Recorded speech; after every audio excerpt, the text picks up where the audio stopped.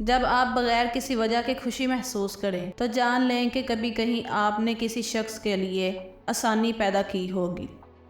اپنی انا کو قابو میں رکھو۔ اگر تم ہر روز کسی نئے شخص کے ساتھ جھگڑے میں الجھنا نہیں چاہتے، اگر پہاڑ آپ کو سخت لہجے میں جواب دے تو یہ مت سوچیں کہ آپ نے خوش اخلاقی سے کچھ کہا ہوگا، ایسا ناممکن ہے۔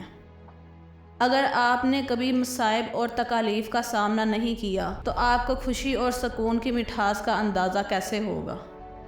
جب آپ نے گلاب کے پھولوں کے باغ کو ایک باغبان کے سپرد کیا اور بعد میں اس باغ سے ناگوار بدبو آنے لگے تو آپ کسے الزام دیں گے، باغ کو یا باغبان کو؟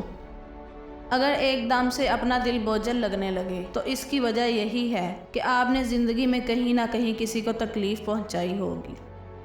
اگر لوگوں کی حقیقت کو پہچاننا چاہتے ہو تو ان کے ساتھ گفتگو کرو، ان کے الفاظ سے ہی تم جان سکو گے کہ وہ اصل میں کیا ہیں۔ سورج کے غروب ہونے سے روشنی مدھم پڑ جاتی ہے، لیکن اگر آپ روشنی کے بغیر نہیں جینا چاہتے تو آپ کو خود سورج بننا ہوگا۔ انسان بنیادی طور پر اپنے خیالات کا نتیجہ ہوتا ہے، باقی تو محض گوشت اور ہڈیاں ہی ہیں۔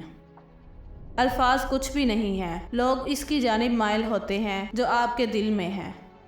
دنائی اسی میں ہے کہ رازوں کو دماغ میں محفوظ رکھا جائے، ورنہ دماغ کے موجود ہونے کا کیا مقصد؟ دوسروں کے لیے بھلائی کرنا اور جہاں تعریف کی ضرورت ہو وہاں تعریف کرنا آپ کے لیے مثبت نتائج کا سبب بنے گا۔ اپنے آپ کو اللہ سبحانہ تعالیٰ کے حوالے کر کے تمام خطرات سے خود کو محفوظ تصور کرو، کیونکہ کسی کی بھی جائز دعا کبھی انسنی نہیں کی گئی۔ جب تم کسی کام کے آغاز میں جلد بازی سے کام لو تو تمہارا کام ادھورا رہے گا اور نتیجہ بھی درست نہیں نکلے گا۔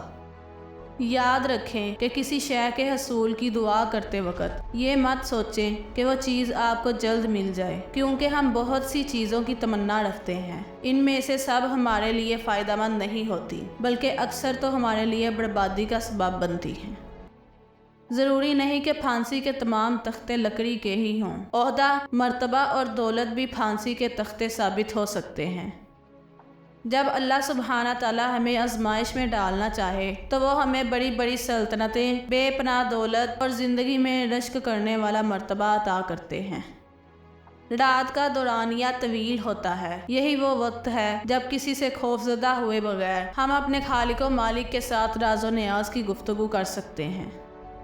اگر التجا کرنی ہے تو اللہ سبحانہ تعالیٰ کے آگے کرو، یقین رکھو کہ تمہاری گزارشات کو رد نہیں کیا جائے گا۔